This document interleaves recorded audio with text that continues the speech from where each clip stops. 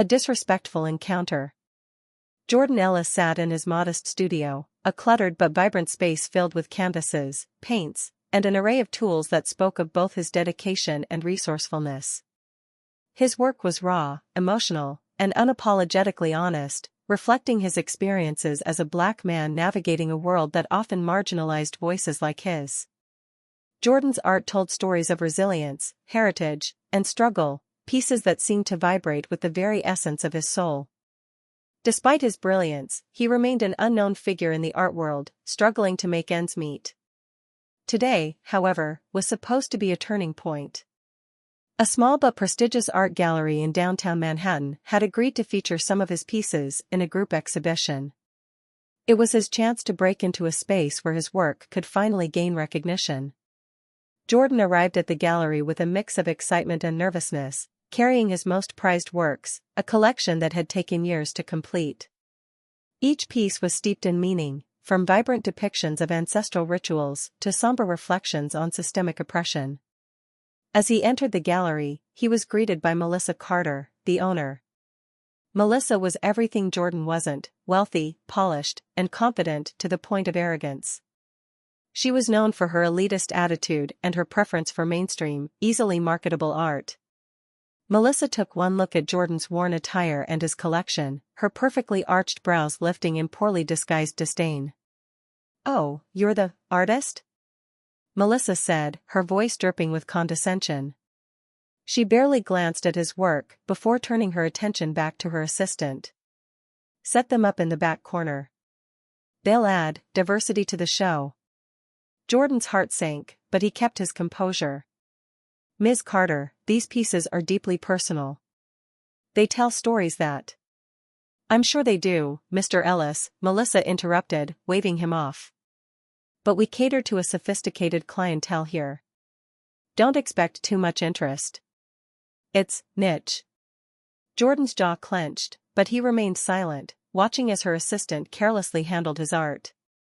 He wanted to argue, to defend his work, but he also knew this opportunity, however demeaning, was one of the few he had.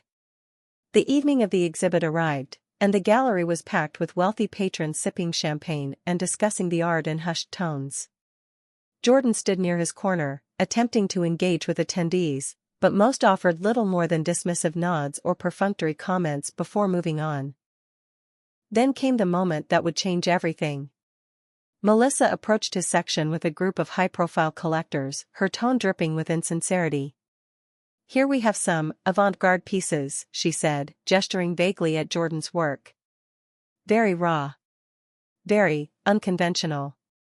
One of the collectors, clearly unimpressed, asked, "What's the story behind this one?" Jordan seized the opportunity, stepping forward to explain.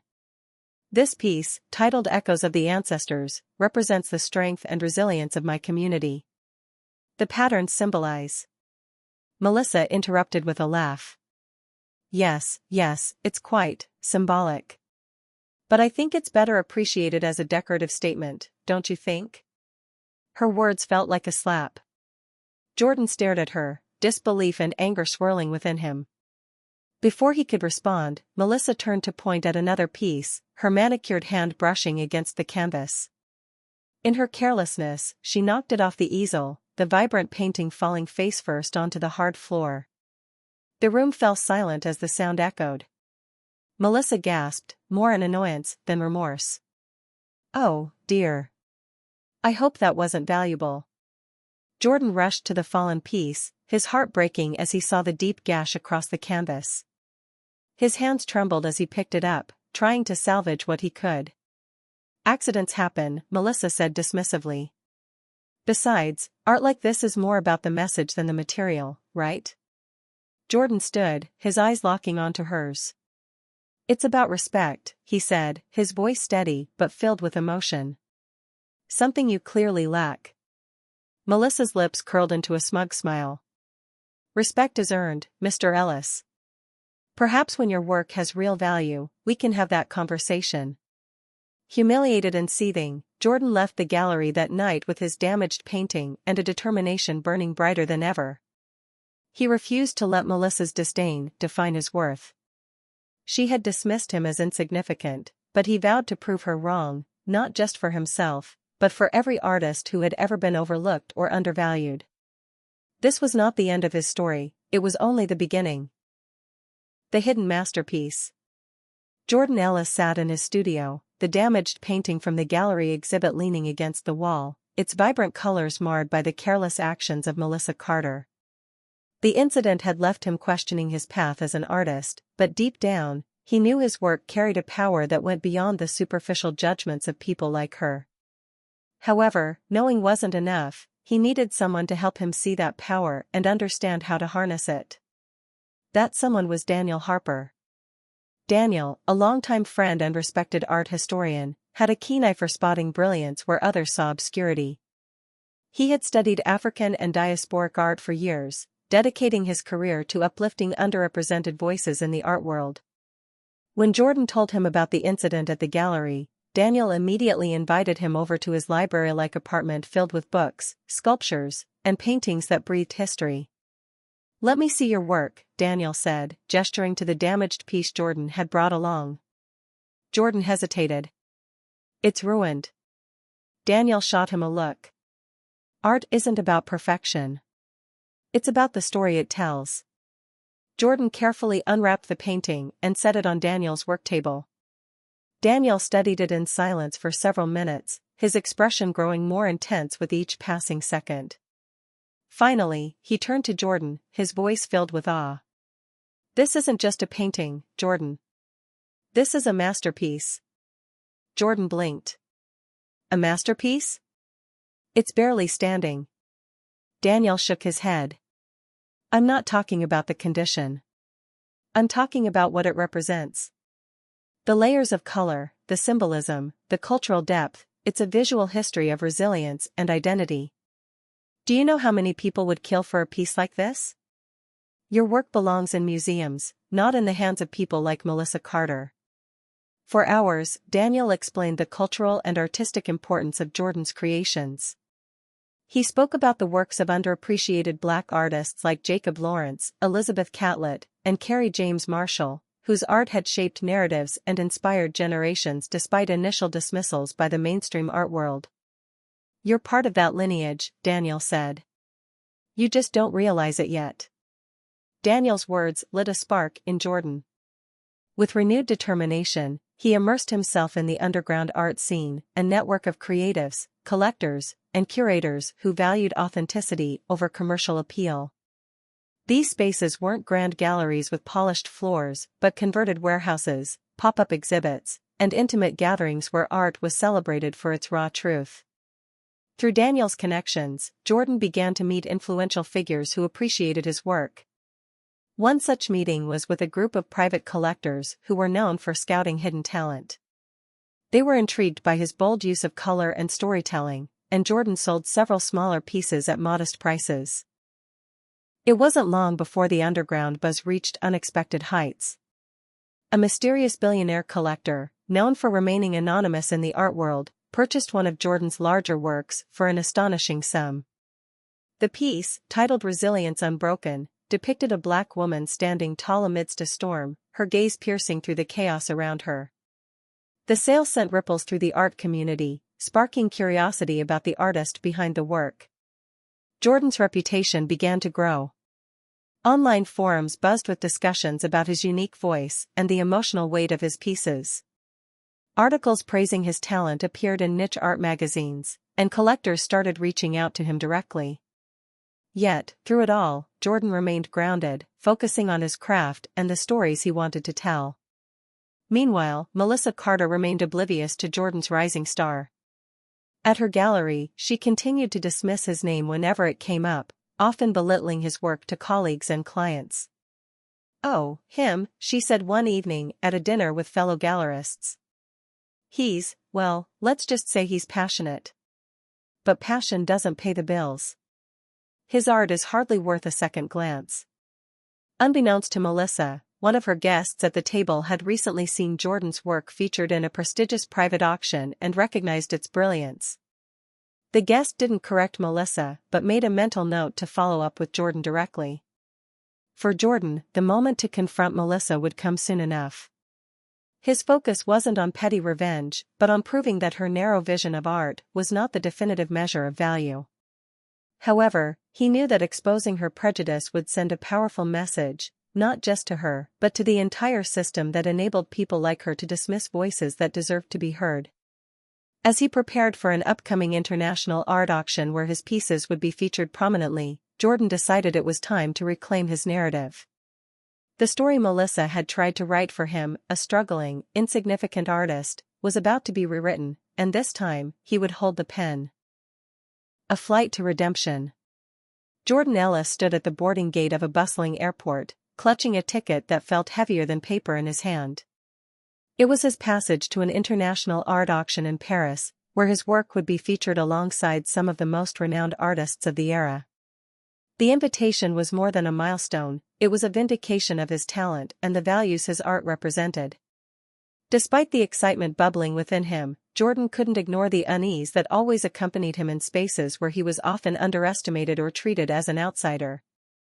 The flight was overbooked, and the atmosphere at the gate was tense as passengers jostled for position. Jordan boarded with his carry-on, which contained a small but significant piece, a sketch titled Unity in Struggle, meant as a gift for a collector he hoped to meet at the auction. As he placed the bag carefully in the overhead compartment, a flight attendant approached, her eyes narrowing. "Sir, you'll need to check that bag," she said curtly. Jordan explained, politely but firmly, that the contents were fragile and irreplaceable. "It's a piece of art," he said. "I can't risk it being damaged." The flight attendant huffed. "Rules are rules.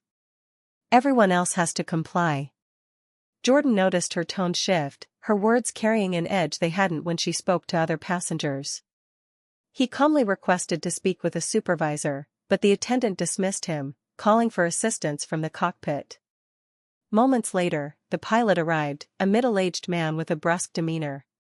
"What's the problem here?" the pilot asked, glancing between Jordan and the attendant. "This passenger is refusing to check his bag," the attendant replied. Jordan, still maintaining his composure, tried to explain the situation again, but the pilot cut him off. "Look, either you follow our rules, or you get off the flight. We don't have time for this." The escalation was swift and unnecessary. As Jordan continued to stand his ground, the attendant suddenly grabbed his arm, attempting to pull the bag from his grasp. The pilot stepped closer, and in the chaos, a slap landed across Jordan's face, leaving him stunned and speechless. The cabin fell silent. A collective gasp rippled through the passengers, and several reached for their phones, recording the altercation. Jordan, his face burning with a mix of humiliation and anger, stepped back, clutching the strap of his bag tightly. "This is unacceptable," he said, his voice trembling but resolute. "I've done nothing wrong." The passengers murmured among themselves, and one woman stood up, addressing the crew. "He hasn't done anything to deserve this. You're out of line." The tension in the cabin was palpable as the crew realized the gravity of what had just happened. The attendant and pilot retreated, leaving Jordan to take his seat in silence. As the flight resumed boarding, a passenger sitting nearby leaned over and whispered, "I recorded everything. People need to see this." The video, uploaded mid-flight, went viral within hours. By the time the plane landed in Paris, Jordan's face was all over social media, along with hashtags demanding accountability from the airline.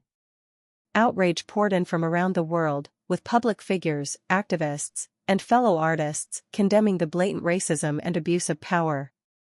The airline issued a public apology, promising an internal investigation and disciplinary action against the crew involved. They reached out to Jordan directly, offering him a free first-class flight and financial compensation. But Jordan wasn't interested in their token gestures. "This isn't about me getting an upgrade or a check," he told reporters who met him at the airport. "This is about addressing a systemic issue that affects countless others who don't have the platform I've been given. Words mean nothing without action." Jordan's arrival at the International Art Auction was met with a mix of admiration and sympathy. Many attendees had seen the viral video and approached him with words of support. But Jordan wasn't there to dwell on the incident, He was there to use his platform to spark a conversation about prejudice and inequality, not just in the airline industry but across all institutions. His featured work at the auction, Boundless Spirit, became a symbol of resilience in the face of adversity. The piece depicted a soaring bird breaking free from a cage, its wings painted with bold strokes of red, gold, and black. Bidding for the painting started at an unprecedented price, and by the time the hammer fell, it had sold for a record-breaking amount to an anonymous bidder. During the closing speech, Jordan took the stage, his voice steady and impassioned. "Art has the power to challenge perceptions and ignite change," he said. "But it's not enough to create. We must also confront the systems that stifle voices and perpetuate injustice. What happened to me on that flight is just one example of the prejudice so many face every day. My art is my voice, but I hope it becomes a voice for others too." The audience erupted in applause, moved by his words and the courage he displayed. Jordan left the event with his head held high, knowing that he had turned a moment of humiliation into an opportunity for advocacy and transformation. What had started as a flight marred by racism became a journey of redemption, setting the stage for the next chapter of his fight for justice. The auction of a lifetime. The Paris auction house glimmered under the soft glow of crystal chandeliers, the room filled with some of the world's most influential art collectors, critics, and curators. The event was one of the most prestigious in the art world, a space where only the best of the best were invited to showcase their work. For Jordan Ellis, this moment was monumental. His painting, Resilience, was the centerpiece of the evening, positioned prominently at the front of the room, its vibrant colors and powerful imagery commanding attention. Resilience depicted a black woman standing tall against a backdrop of swirling chaos, her face resolute and her posture unyielding. The painting symbolized the strength and dignity of marginalized communities who endured hardship and emerged stronger.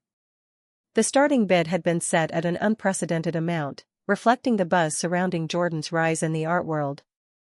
Unbeknownst to Jordan, Melissa Carter, the gallery owner who had once mocked him, was also in attendance. Melissa's gallery was struggling financially, the art world had shifted, and her unwillingness to adapt had left her behind. Desperate to find fresh talent, she attended the auction in hopes of scouting artists to rejuvenate her business. Her eyes flitted across the room, lingering on the painting at the front. "Who's the artist?" she asked a fellow attendee. "They're calling him the voice of a new generation," the man replied. "Jordan Ellis. A truly remarkable talent." The name rang a faint bell, but Melissa didn't make the connection. She glanced at the painting again, unimpressed. "It's bold," she said dismissively. "But sometimes boldness lacks refinement." As the auction began, excitement buzzed through the room. Pieces from well-established artists fetched impressive sums, but it was clear that the crowd was eagerly awaiting Resilience. When the time finally came, the auctioneer's voice boomed through the hall.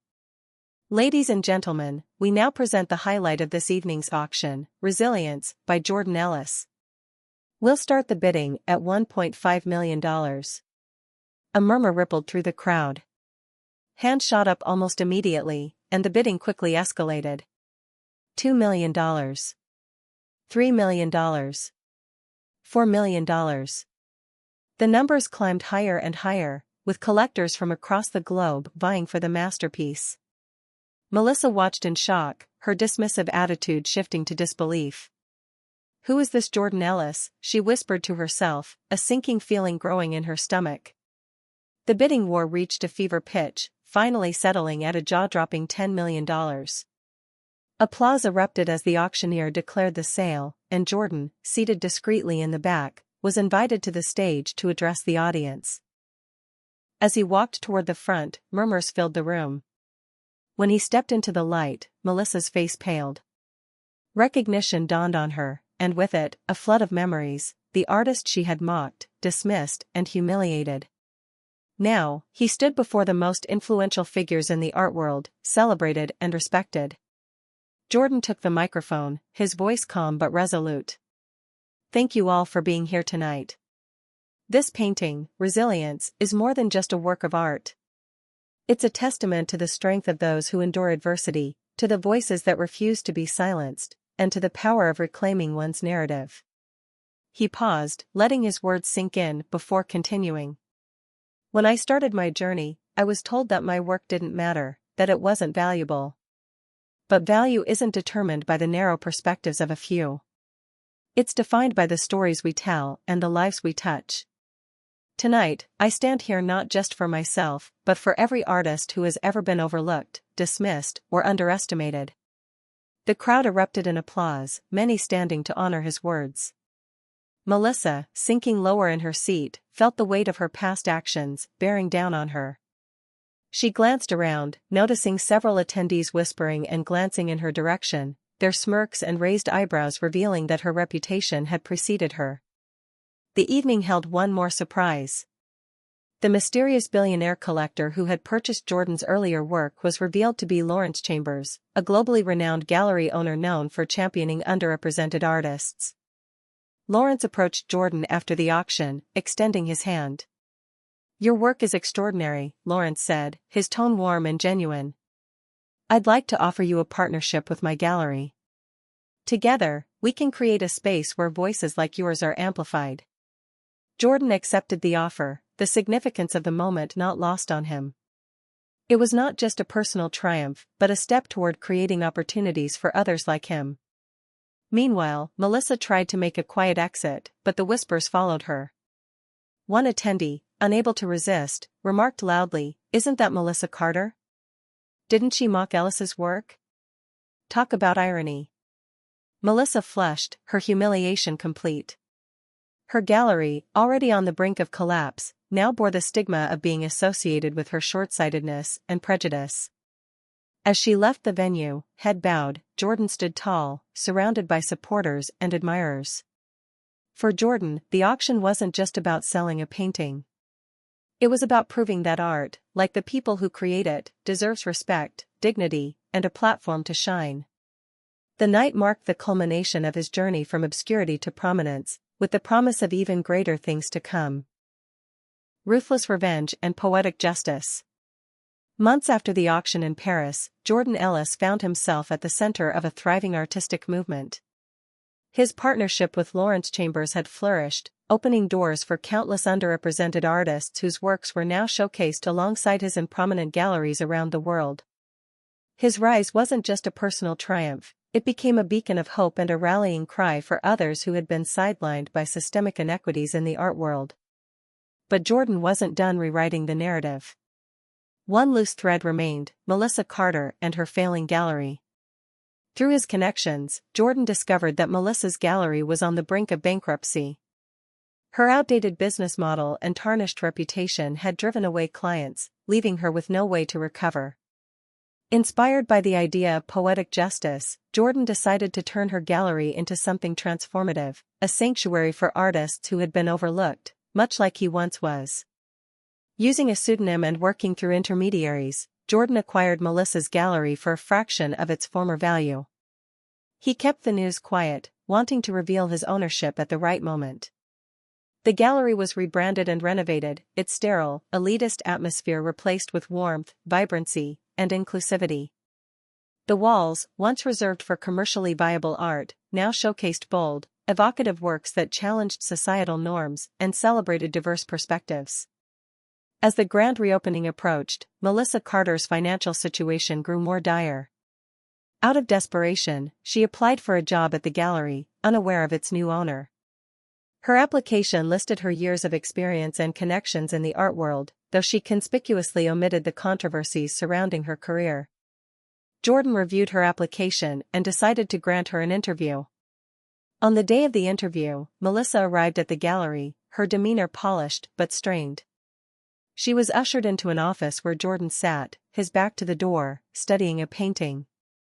When he turned to face her, Melissa froze. The color drained from her face as recognition dawned. "You," she whispered, her voice barely audible. "Hello, Melissa," Jordan said, his tone calm but firm. "Welcome to my gallery." Her mouth opened and closed as she struggled to process what was happening. I didn't know this was your gallery," she stammered.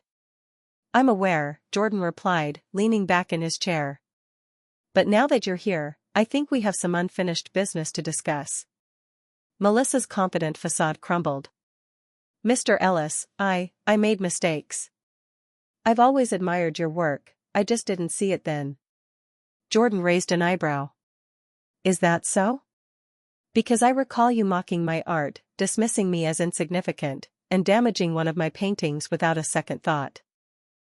She looked away, her hands trembling. I was wrong. I was arrogant.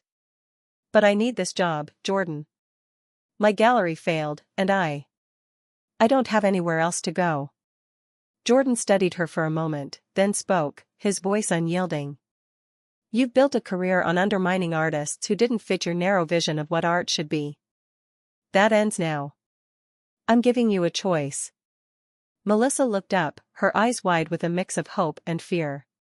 Option 1, you publicly acknowledge your past behavior and participate in a campaign to support marginalized artists. You'll use your platform, what's left of it, to amplify their voices and make amends for the harm you've caused. And, option 2? Melissa asked hesitantly. Option 2, Jordan said, leaning forward, is that I pursue legal action for the damages you caused to my work, along with the defamation I endured at your hands. Believe me, I have the resources and the evidence to make sure you face the consequences. Melissa's face crumpled. She knew she had no real choice. I'll do it, she said, her voice barely above a whisper. I'll support the campaign. Jordan nodded. Good. But understand this isn't about saving your career, it's about doing what's right. If I see even a hint of insincerity, we'll revisit option 2. The public apology campaign launched a month later. Melissa appeared in interviews, social media posts, and panel discussions, openly admitting her past prejudices and vowing to champion inclusivity in the art world. The campaign garnered widespread attention, sparking conversations about accountability and the importance of diversity in creative spaces. Meanwhile, Jordan's gallery thrived. It became a hub for innovation and expression, hosting exhibitions, workshops, and community events that empowered artists from all walks of life. Jordan himself became a prominent figure not just in the art world but as an advocate for social justice and equity. The story of Jordan's rise and Melissa's reckoning became a cultural touchstone, a reminder of the power of resilience, integrity, and the capacity for change. As Jordan stood in his gallery one evening, watching visitors marvel at the art on display, he knew he had done more than prove his worth, he had created a legacy that would inspire generations to come.